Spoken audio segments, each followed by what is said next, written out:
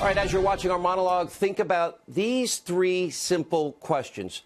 Do we, as a constitutional republic, do we have the right to sovereignty? Do you believe in borders? Do you believe we have a right to protect those borders, protect our sovereignty? Now, for weeks, we've been warning you about the looming crisis at our southern border. Now, at least 5,000 migrants have already arrived in the Mexican border city of Tijuana, with thousands more still on the way. Now, they're all demanding entry into the U.S., most under an asylum designation. But over the weekend, we saw several hundred of these so-called asylum seekers. Look at what they're doing. They're rushing the U.S. border. They're hurling rocks, bottles, other objects over the fencing. 3 Border Patrol officers were struck. We have broken windows, damaged vehicles of Border Patrol. In order to protect the border and themselves, U.S. Border Patrol agents fired non-lethal tear gas to disperse the mob of migrants trying to break across by force. Earlier today, Border Patrol Chief Carla Provost, she described this tense and this scary situation. Take a look. Our agents were being assaulted. A large group rushed the area, and they were throwing rocks and bottles at my men and women, putting them in harm's way, as well as other members of the caravan. We needed to disperse the group, and with that assaultive nature, it was imperative that we disperse them from the area. So it wasn't because they seemed to be running toward the United States. It was because they were hitting your Border Patrol with rocks and bottles? Yes, sir, they were. And meanwhile, over at Fake News CNN, San Diego's Chief Border Patrol agent Rodney Scott had this to say about those who rushed the border. Take a look. Explain the decision to use the tear gas, because that is one question I think people have this morning. So one of our primary missions is to make sure that we keep the border safe and secure. I kind of challenged that this was a peaceful protest or that the majority of these people were claiming asylum. We ended up making about 42 arrests. Only 8 of those were females, and there were only a few children involved. The vast majority of the people we're dealing with are adult males. Similar to what we saw the first wave of the caravan that came up about a week or so ago, the group immediately started throwing rocks and debris at our agents, taunting the agents. Once our agents were assaulted, and the numbers started growing, we had 2 or 3 agents at a time initially facing hundreds of people at a time.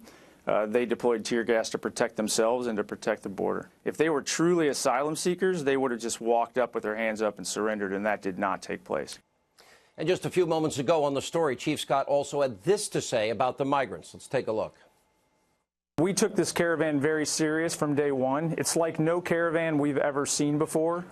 You've heard reports that caravans happen all the time. That's true, but not caravans that have a propensity for this type of violence and not these massive numbers of people. We watched as they came up through Mexico, the violence that they were subjecting the Mexican police and military to. We prepared accordingly. More violent than previous caravans. This is a serious situation. We don't want anybody to get hurt, and we do know a lot about those now trying to cross our border. By the way, even on Conspiracy TV, MSNBC, a reporter actually stumbled upon the truth and told it. The majority of migrants at the border, they are not asylum seekers. They're mostly men looking for a better life, and I believe that probably about 99% of them. But we'll tell you more in a second. Take a look. She says that she is hoping that they give her a chance to work. That's what we've heard from this family. This family hasn't really talked about asylum per se. They are saying that they don't even want to come to the United States. And definitely they're going to be asking for permission to work for 3 to 4 years. From what we've seen, the majority are actually men. And some of these men have not articulated that need for asylum. Instead, they have talked about, going to the United States for a better life and to find work.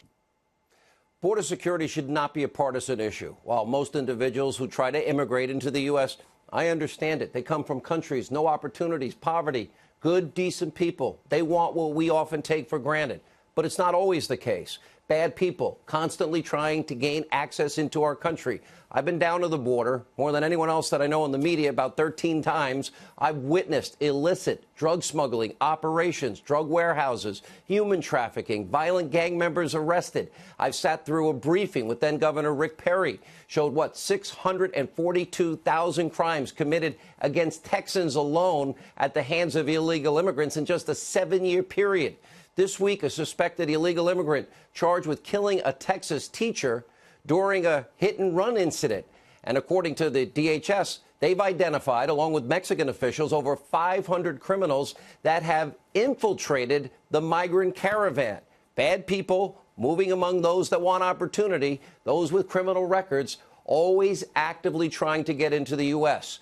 In order to protect the safety and security of everyone living here, we've got to protect our borders. If we had a secure wall right now, nobody would be in harm's way. In lieu of a robust border wall, this country will always be vulnerable. You saw it this weekend. Look at the videos. Look at the pictures. As agents forced to defend themselves against hundreds of so-called asylum seekers who are attempting to break into the United States by force. By the way, those who seek asylum don't generally assault U.S. Border Patrol officers. And there are about 10,000 or up to 10,000 more people coming. But not according to the left. Liberals, Democrats, the media now waging a full-scale smear campaign against those defending our rule of law, our country. One Democratic senator actually tweeted, then deleted, a suggestion that the Border Patrol engaged in a chemical weapons attack. Why? By firing tear gas? Rihanna called the Border Patrol's actions, quote, terrorism. And then there's the Democratic, well, I guess rock star, Ocasio-Cortez tweeting, quote, this: asking to be considered a refugee and applying for status isn't a crime. It wasn't for Jewish families fleeing Germany. It wasn't for targeted families fleeing Rwanda. It wasn't for communities fleeing war-torn Syria. By the way, last time I checked, throwing rocks and bottles at law enforcement generally doesn't count as an application for refugee status. And any comparison, by the way, as Lindsey Graham pointed out in a tweet today, of the Holocaust to modern-day Central America does an extreme disservice to those who suffered and were murdered with unbelievable evil under Nazi Germany. The demonization of the Border Patrol, the Trump administration, continued all over TV. Predictable but sad. Take a look. We have plenty in this country, plenty to share, plenty for everybody.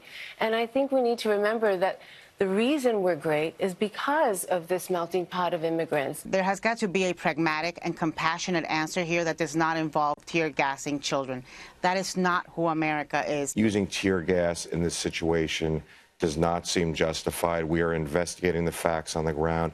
But the Border Patrol has a history of using unnecessary force. Here we look at children being subjected to tear gas. That's the United States causing that. That's outrageous. He's on the wrong side of history and the wrong side of decency. We are not a military dictatorship. And the military does have a certain level of independence. He is the commander-in-chief. But the military also does have the authority to decide for themselves where there are moral lines that they will or won't cross. So what should Border Patrol do when they're being hit with rocks and bottles and other things? What you just saw is just pure politics in motion. People literally lying to you. You saw the video. We'll show it again tonight. In 2013, interestingly, during the height of the Obama administration, guess what? Border Patrol agents did the exact same thing. Quote, they used pepper spray to fend off a group of 100 migrants who attempted to rush the same exact port of entry. So where is the mainstream left-wing media's outrage then? You know, where were Democratic tweets? Democrats tweeting dramatic tweets and accusing the president of all sorts of things. Of course, that was then. This is now. And while the security threats of unvetted immigration remain the same, the politics of the left have changed and changed dramatically. We've shown you the video over and over again. They now believe it's politically expedient to push for open borders, unfettered immigration, sanctuary cities, the end of ICE. And that's why Democratic presidential hopeful Kamala Harris actually said, well, there's a perception out there, isn't there, with ICE and the KKK? Now the left is trying to score political points over what is now an actual real crisis. Our Border Patrol agents deserve our protection. The rule of law needs to be adhered to. They don't seem to care about the 500 criminals that Mexico and the U.S. have identified as having infiltrated the caravan. They don't care about the extreme security risks associated with illegal immigration. They sure as hell don't care that each illegal immigrant, according to a study out 3 weeks ago, that successfully enters the country costs you, the American taxpayer, around $70,000 per year. And sadly, the left only cares about winning, no matter what the cost, no matter the damage, no matter the risk.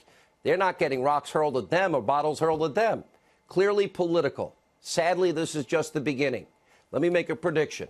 Over the next 2 years, the left's sole focus will be destroy Trump. For years, I have warned you, about the 5 forces out to destroy this president. We've had 2 years of nonstop attempts at delegitimizing a duly elected president. You have the Democrats, 1, the mainstream media, 2, the deep state, 3, weak Republicans, 4, never Trumpers. They want to be proven right. So mark my words. As we now head into January, the hate Trump House of Representatives, when they take power, those 5 forces will align and spew anti-Trump vitriol every second, every minute, every hour, every day. The good news for us, they will overreach. They will really extend what they think is a mandate that is not. What they won't do, sadly, is anything that will help the people of this country. You, the people, we, the people. And that is right now we have the most radical left-wing House of Representatives this country has ever seen. There are no more moderates. And of course, the deep state side, well, we've been witnessing Mueller's destroy Trump partisan witch hunt play out for the past 558 days. And breaking tonight, this is huge news. Mueller is alleging that his top target, Paul Manafort, remember the target was about loan applications years ago, tax violations years ago. They're saying that he lied to investigators after agreeing to his plea deal. We also learned that Roger Stone's associate, Jerome Corsi, he's rejected a plea deal from Robert Mueller. The deal involved Corsi pleading guilty to 1 count of perjury. Greg Jarrett will join us in a moment. Here's what he noted. What we're seeing here is a classic Mueller-Weissman tactic, using threats and coercion to get people basically to test the lie. In other words, what that usually means is you either tell us what we want you to tell us, you lie, or you're going to get punished. Think about this. If they said what Mueller wanted, Corsi and Manafort, all I have to do is say what they're basically saying they want to hear. They would likely get a better deal. By not doing this, it means both those men know that they may be risking spending the rest of their lives in jail, and they have decided not to do it. This is a profound development, and I can't wait to hear the full backstory in both cases. Look at General Flynn, 30-plus years serving his country. The FBI didn't even think he lied. Comey didn't think he lied. Strzok didn't think he lied. But he was on the brink of bankruptcy, had to sell his home to pay his attorneys, so they turned the screws, probably threatened to go after his own son, and now he's awaiting sentencing. And by the way, they didn't even believe he lied. Then there's George Papadopoulos. He's now in jail for 2 weeks. He feels like he was set up big time. Just look at his tweets. He'll be locked up for the next 14 days. We'll talk to him afterwards. And does any of this have anything to do with Russia collusion? Nothing, because there is none.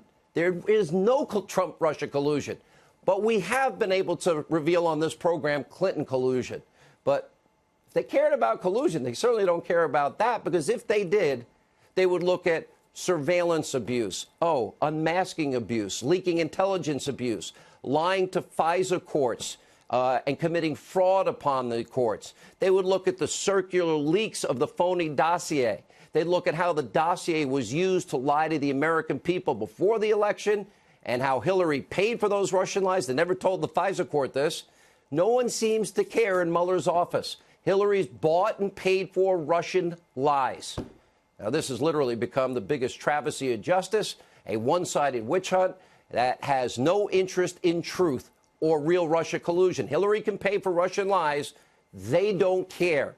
They can propagandize and lie to the American people. They don't care. Even the author of the dossier, Christopher Steele, even he doesn't stand by the dossier. So my warning is buckle up, because Democrats are going to rehash all of it when Democrats take the House. We'll have a lot more later in the program. But first, in just moments, we're going to take you live, as you can see, to Mississippi. The president is currently about to rally voters ahead of this important runoff tomorrow between Republican Senator Cindy Hyde-Smith and liberal Democrat Mike Espy. This is a really important race that is definitely in play if you're in Mississippi, because a win for the Republican Hyde-Smith, well, that means an opportunity for the GOP to solidify its lead in the Senate. It's either going to be 53-47 or 52-48.